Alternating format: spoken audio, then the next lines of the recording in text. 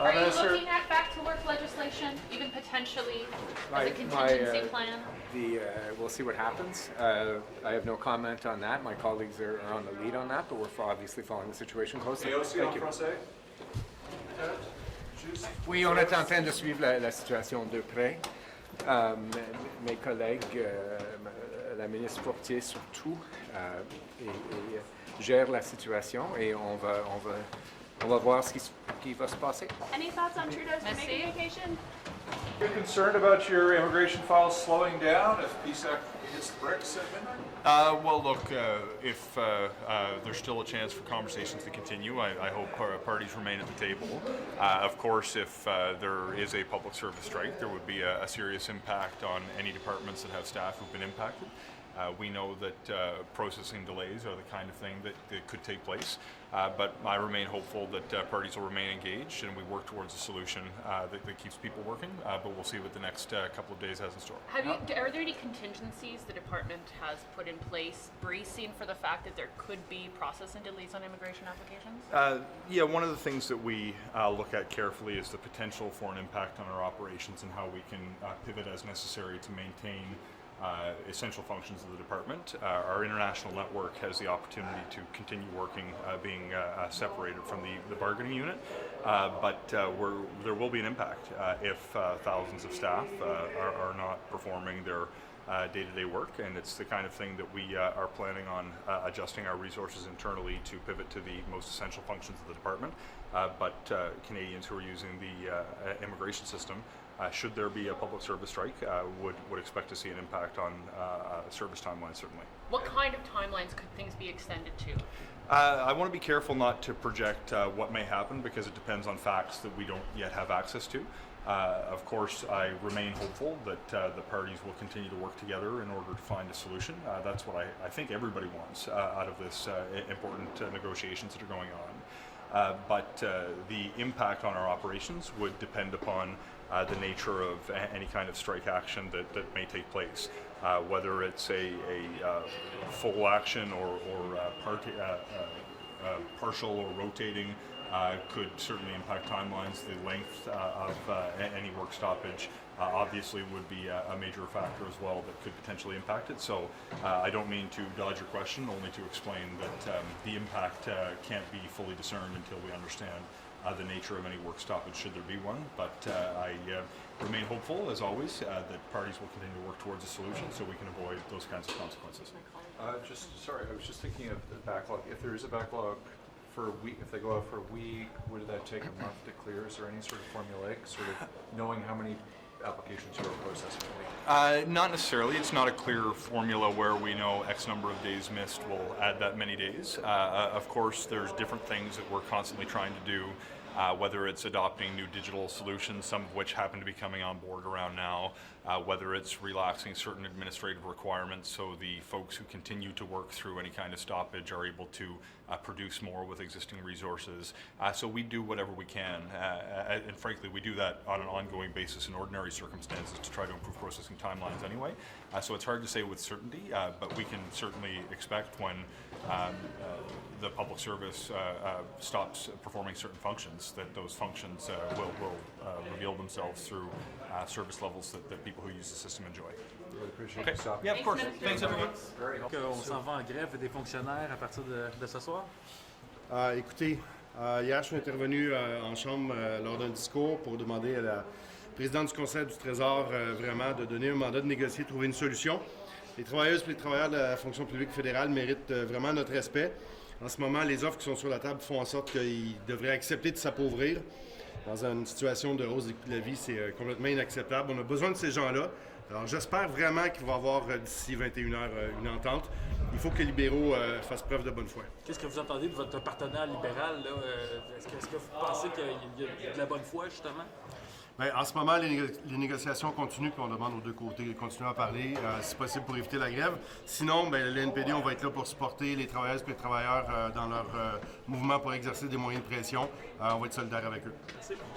Bonjour. Avez-vous un malaise avec les vacances de M. Trudeau, très somptueuses, pendant que les gens vont passer au coût de la vie? Je pense que les Canadiens ont d'autres préoccupations que de regarder les vacances des collègues, je vous dirais. C'est pour ça qu'on agit sur des mesures qui touchent les Canadiens, puis vous me connaissez, moi je suis vraiment à amener des emplois, créer des opportunités pour les Canadiens. C'est ça le focus. Can we get that in English? Merci.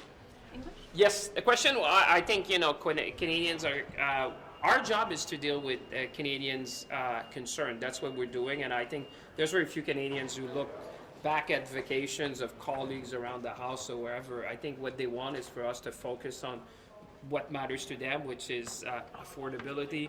It's about healthcare. It's about making sure we create the economy of the future and the job. That's what we did yesterday with Ericsson, which invested close to $500 million in Canada. That's my focus. How do you know Canadians don't care?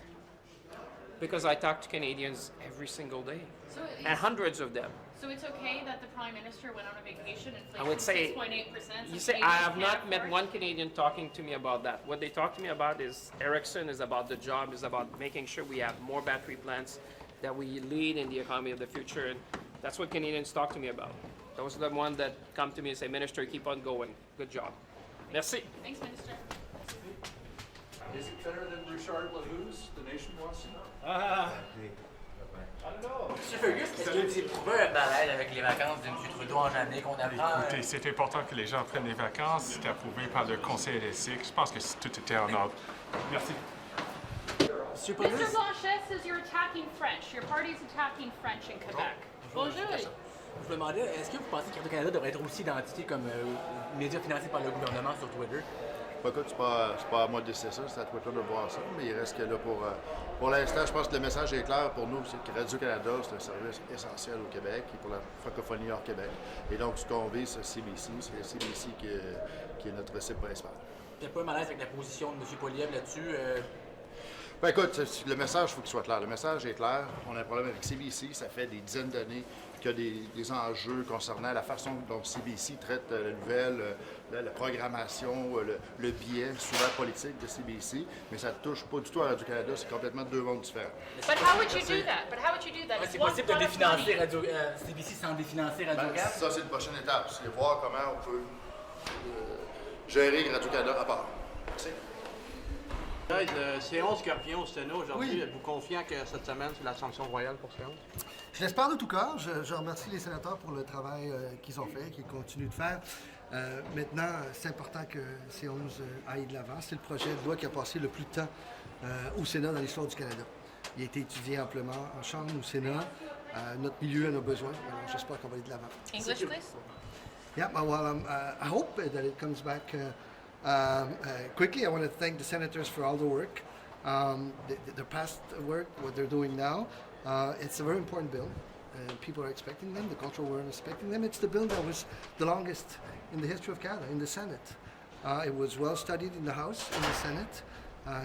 It's an important bill and it's time to move on. Sécurité en ligne, ça s'en vient quand, votre projet de loi? Bientôt, ça c'est notre priorité. Je le dis tout le temps, on le voit.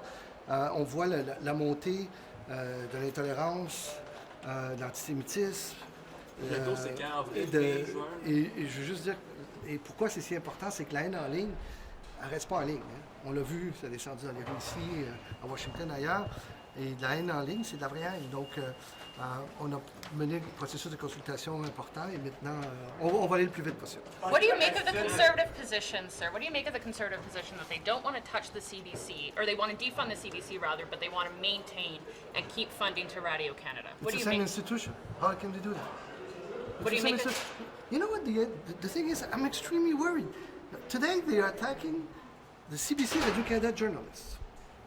Tomorrow, who is it going to be? One of you, one of your media? Attacking journalism is attacking our democracy.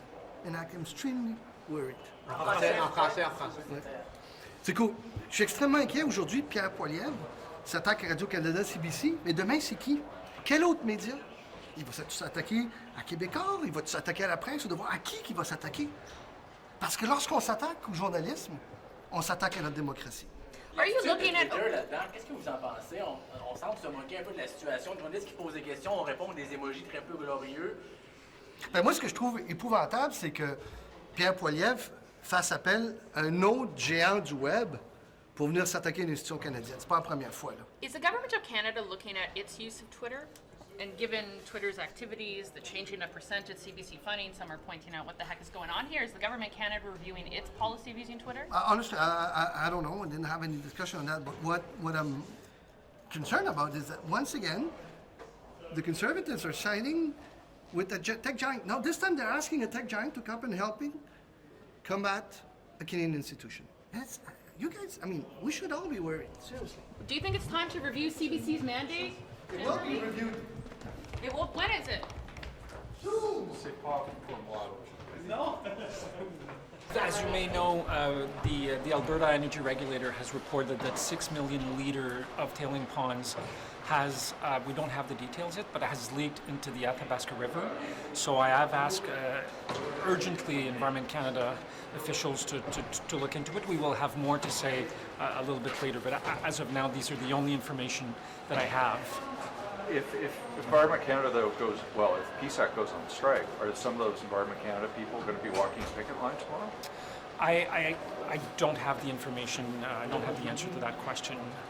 I mean, obviously, some of those are essential services workers, especially the enforcement branch, inspection, verification, but I don't have the specific answer to the question. Et le même en français, qu'est-ce qui se passe sur le RFS? On vient d'apprendre, le régulateur albertain de l'énergie vient de mettre sur son site web, en fait, qu'il y aurait eu un nouveau déversement d'eau contaminée venant des sables bitumineux, cette fois de la compagnie Suncor. On parle de 6 millions de litres qui se seraient déversés dans la rivière Athabasca. J'ai demandé aux fonctionnaires d'Environnement et Changement climatique Canada de regarder, de s'informer de façon urgente et nous aurons plus d'informations un peu plus tard aujourd'hui. Thank you very Merci. much. Appreciate it.